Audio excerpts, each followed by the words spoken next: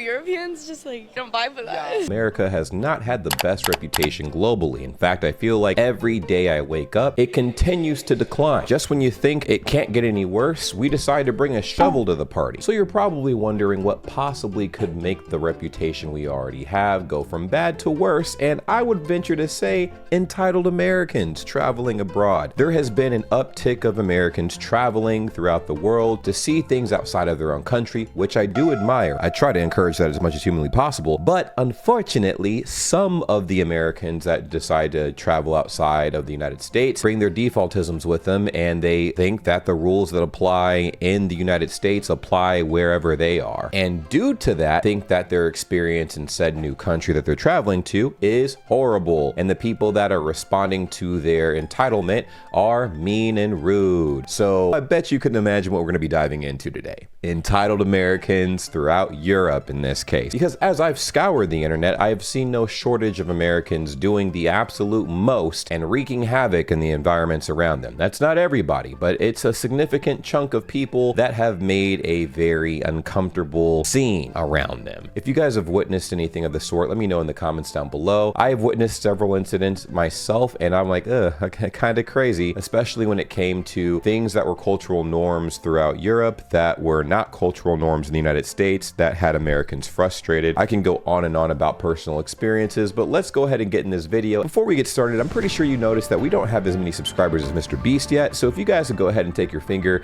and magically hit that red button, that would be absolutely amazing. My fellow Americans, where are y'all from? Florida. Florida. What's the biggest difference you've noticed when you've traveled here? No, Okay, but like, why did he do that when they said they're from Florida? He's like, ugh. Florida.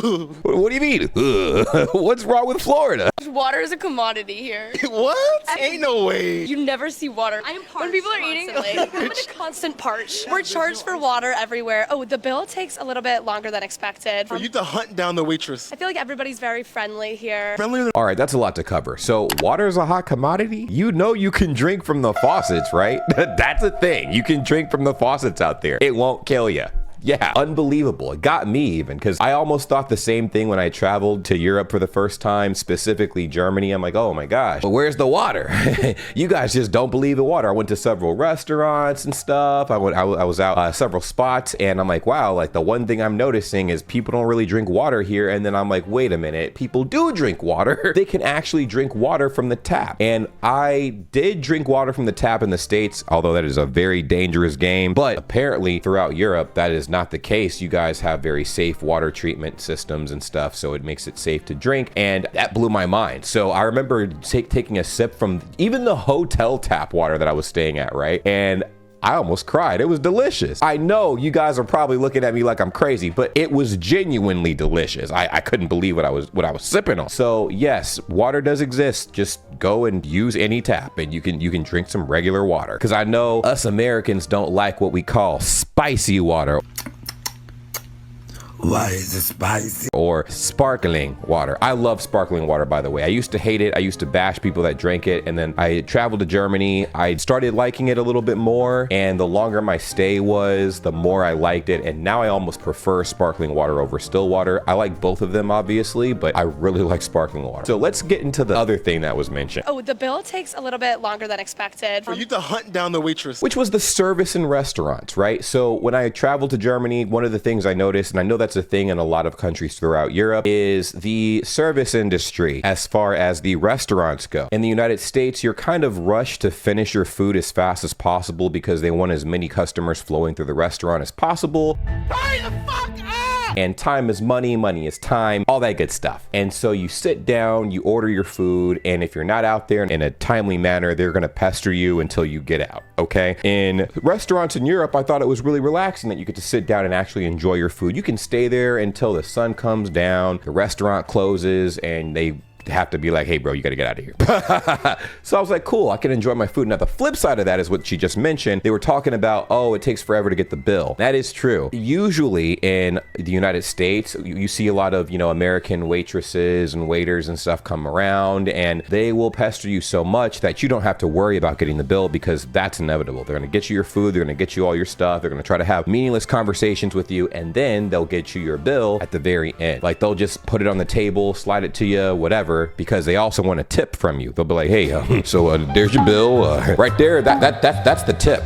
That's the tip right there. So, if you're feeling gratuitous, you can go ahead and give me a tip. Yeah. Out of control. But this case, they just brought up that it takes forever to get the bill in the first place. Now, I was sitting at a restaurant in Germany and I'm like, okay, I'm done eating. I've had a great conversation with the homies. Where's the bill? Now, I knew you had to ask for the bill. So immediately I'm like, okay, I'm gonna go try to ask for the bill. I can also speak decent German. So I was like, okay, let me find somebody to, call over so I can get the bill. And the problem was there was no one in sight that didn't seem busy. I was looking around, people were cleaning tables or assisting other customers. So I'm like, I'll wait. But I had to wait about 30 to 40 minutes to even remotely try to get someone's attention.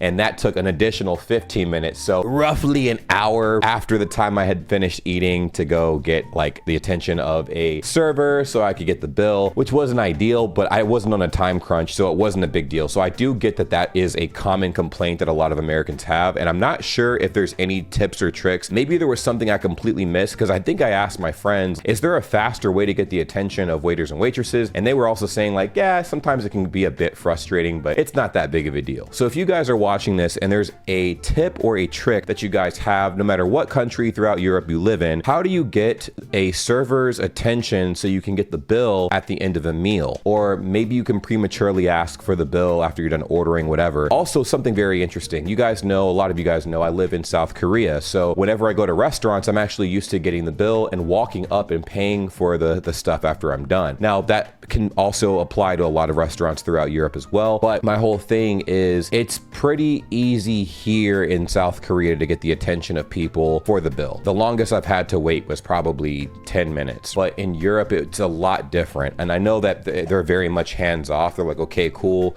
you'll contact us when you need us. But sometimes it feels like they're nowhere to be found. I feel like everybody's very friendly here. Friendlier than Florida. I totally disagree with that. Why do you disagree? No, Europeans just don't vibe with us. In line yesterday at the club, everyone was like, get these Americans out of here. Where do we cut? Pause. You guys can't cut a line and be like, why'd they get rid of us? Bro, that's the most American thing ever. Yeah, what she said was entirely self-inflicted. How are you going to say Europeans are rude and you proceed to admit that you cut people in line? Anybody would give you a rude response if you cut them in line and expect them to just shut the fuck up. Come on, man, what's wrong with you? That's what I'm talking about. A lot of the American experience of, oh my God, Europeans are so rude and nasty and disgusting. They're vile. It's insane. It just makes my blood boil. It has a lot to do with how you interact with people in general. Human interaction 101. That's what I talked about in my previous video. I feel like a lot of the experiences of Americans being like, oh my God, I can't believe Europeans are so mean, has to do with what they themselves are doing in said European country. Where do we cut? Pause. You guys can't cut a line and be like,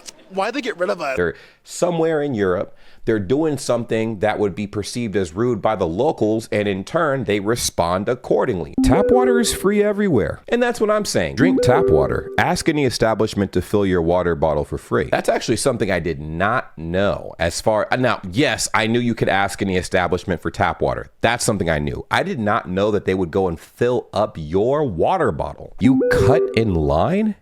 Jail. Immediately jail. Yes, and she casually admitted that she cut in line. It was like a normalcy or something. Europeans just don't vibe with us. Where do we cut? Are you kidding me? Are you kidding? If somebody cut you in line and you'd been waiting for a while, you would be upset. She really cut in line and thought she wasn't the problem. Her self-awareness was negative 100. What is going on? There are tons of things that us Americans do when we travel to other countries that we do that are just absolutely egregiously disgusting. Americans talking obnoxiously in public places. This applies directly to me. I'm one of those Americans that talks incredibly loud in public places. Fun fact, that's normal in the United States. People just happen to be very noisy in general. I thought it was just myself. I mean, I am louder than a lot of my friends, but in general, I realized it to all of us. We were on a train in South Korea and all of us were talking, and I noticed all of us were incredibly loud. So I had to be like, hey, let's quiet down a little bit, because everybody on that train was looking at us like we lost our minds. Maybe it's a cultural con we try to sell people, right? Yeah, you're happy, you're energetic, you're good, know, it's weird if you're not loud. And it's like, oh, that guy's strange. I can't hear him. Something wrong with that person over there. So sick of this. Anytime I go to a different country as well, in Europe or whatever, and there's some Americans stood there shouting about their meal. I mean, I was in Scotland earlier this year and I was having a lovely meal, and it was quite a quiet restaurant, you know, winter time, cold and cozy. We were all having like a stew or whatever. And there was these two Americans and they were sat there like, oh my God, I think that everyone must think we're so annoying. And I was like looking at them like, yeah, everyone thinks you're really annoying. Also, like, apologies to if anyone American. No apologies. She went in on us, man. That's crazy. I get it. That's a common sentiment. I'm not gonna lie. That's a common sentiment. Sometimes I get so excited that my volume increases as I'm talking. So I'll try to monitor my volume and whatnot. I think I did have very good volume control when I very first arrived in Germany. There were moments where I was very loud, like I mentioned before, but that was actually one of the biggest things that I got complimented on when I traveled to Germany. People are like, whoa, you're not crazy loud. Now, when I laugh, I'm absolutely loud. Like, I mean, you can hear me the next country over for sure. Sometimes when I get very excited as well, my volume increases significantly and everybody's ears are ringing. I have a ton of energy. I don't know why. That's just kind of how that is. Reminds me of the American woman who was touring Dundee and accused it of being un-American, whatever that means. What? Entitled Americans. Strike again. Have you ever been to Spain? They're actually stopping the English from going there. I've heard that the English are probably just as bad as the Americans when it comes to this noise level complaint.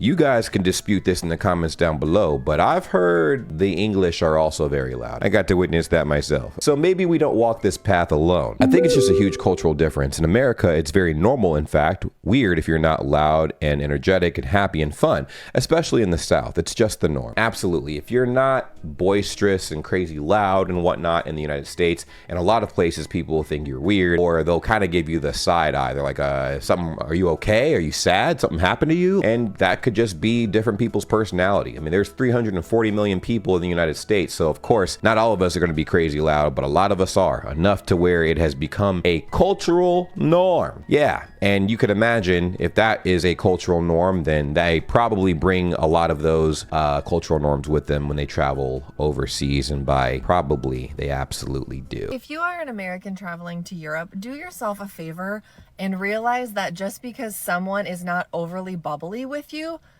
they are not rude. Just because they don't greet you the same way, or if you ask them a question and their answer is just no, they're not rude. It's just different than what we're used to. This is what I appreciated probably the most traveling to Europe. Now, I have been to other countries aside from Germany, but I use Germany because I spent the most time in Germany. I love the directness.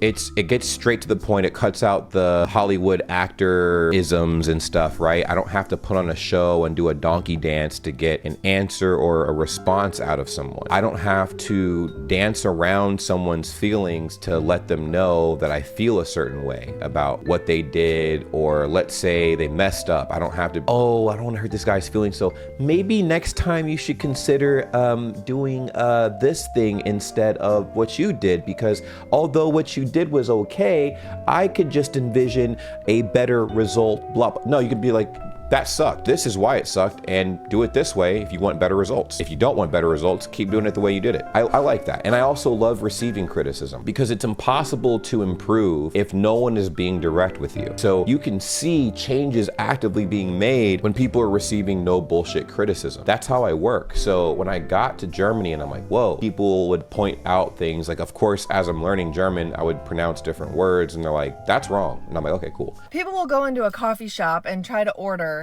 and they're like, hello, hi, how are you doing? Barista will usually just be like, hello. Like, they're not being mean. Like, they don't do that. If you ask them a question, you guys have oat milk? And they're like, no. They don't hate you. They just answered your question. That's it. But the amount of Americans I see that travel internationally, especially around Europe, and come back and are like, they are so mean there. They're not mean. They're just not this bubble all the time. And also, if they say no because they don't have something, Here it would be like, no, I'm so sorry, we don't have that. I know, I wish we did. I'm so sorry, we don't have. They don't pander. They're not going to pander to the bullshit, right? If you ask them a question, they'll be super direct. They're like, no. And you're like, oh shit. I think what it is also is in the United States, every American expects the establishment they travel to receive some type of service, to get on their hands and knees to serve them. And if they don't have something, then maybe offer something of a closer alternative. And if they don't, then bad service. It's considered bad service. So when we're told no somewhere, we think that it's earth-shattering. We're like, what? Don't you work here? What do you mean no? What's an alternative? Tell me at once. What's an alternative to oat milk? It's ridiculous. It's very entitled and it's annoying, but there's other situations that this is applicable to as well. It's not just the coffee environment, but anywhere else. Have you guys witnessed this? If you have, please let me know your story in the comments down below. I'd love to hear from you guys. Also over apologize, which they don't do. Again, the question was, do you have this? The answer was no. It's not mean to just say no. So just do yourself a favor and understand that they're not being rude to you, and you'll have a much better time. She also mentioned something that is very, very prominent in a lot of Americans, and it's our tendency to over apologize. I don't know why we do that. I think maybe it's a safety check. You know what I mean? We don't want to piss too many people off, because where we all come from is Crazyville, right? Doesn't matter if you're in the safest part of the United States or the most unsafe part of the United States. Crazy is everywhere. And as we know in the United States, crazy is like a 10 out of 10, okay? You never know when it's your time to go. So we apologize to kind of keep the peace with people and whatnot. When we see people not apologize, we're like, oh, you one of them? That's crazy. That's crazy. And if you're being really loud and annoying and bubbly, and it's a place that maybe they're more quiet, then maybe if they are acting that way to you, you're being annoying. Which, we're loud. We just have to understand that sometimes and tone it down in a place where it might be quiet. And maybe where all the locals want to sit and relax and not listen to people 5 tables over yapping. So they're not being rude. I agree. Let's see what the comment section has to say. I'm here now, and my friend got stank face looked up and down twice by the same person, was turned away at multiple bars. Probably because she was loud. And oat milk is sold in a barista. In a normal restaurant, asking for oat milk, coconut milk is not going to happen. It's just cow milk. Yeah, I think that's one massive difference between the United States and a lot of other places. We pride ourselves in having 1,000,003 options everywhere. So when the options are limited or fixated in other places we travel to, we're kind of scratching our heads because we're like, you don't have the very specific option that we ask for in our own country and we get on a regular basis. So yeah. Just deal with it. I act like that and I stay in the US, LOL. You know, not being loud and obnoxious is a good thing. Trust me, I am very loud and obnoxious. I know how to control it a lot better than I did in the past, but I'm still loud and obnoxious. At least I'm admitting to it, because I wasn't even aware that I was like that until I had many people let me know. They're like, hey, is there a volume indicator on your body? Because good God, you're loud. Because we don't pay wages with tips. That one stung a bit. Yeah, our tipping culture in the United States is out of control. Okay, and obviously because there is no tipping culture really, and because there is no tipping culture throughout Europe, not saying that you don't tip, but it's not out of control like it is in the United States. Yeah, people aren't going to go the extra mile to make you smile, okay? Bars, and we get paid our salary to just bring the food and take the order. That's all. We don't need tips. It's just extra, but you don't owe them. Absolutely. You know what's crazy? I know this is gonna sound strange. I feel more inclined to tip in places that don't have a tipping culture because I feel like it's genuine. It's coming from a good-hearted place. I'm not doing it because, oh, I think you're not getting paid enough. I'm doing it to show genuine appreciation. It was cool because I thought for a split second you weren't allowed to tip in Germany. And when I found out that I was able to tip in Germany, oh my God, I tip big because I love showing appreciation. There were some people I tipped 20 euros. There were some people I tipped 500 euro just because the service was so amazing. I'm like, I want to show you that I really appreciate what you do. I didn't expect any special treatment. I just expected them to know that I appreciated what they were doing. And it could have been the simplest thing, but I'm like, this was great. I love the experience here. And that's it. I'll be back over there when I'm back over there. Let me know what you guys think in the comments down below. There's plenty of us entitled Americans scattered across the world like Dragon Balls, if you guys got that reference.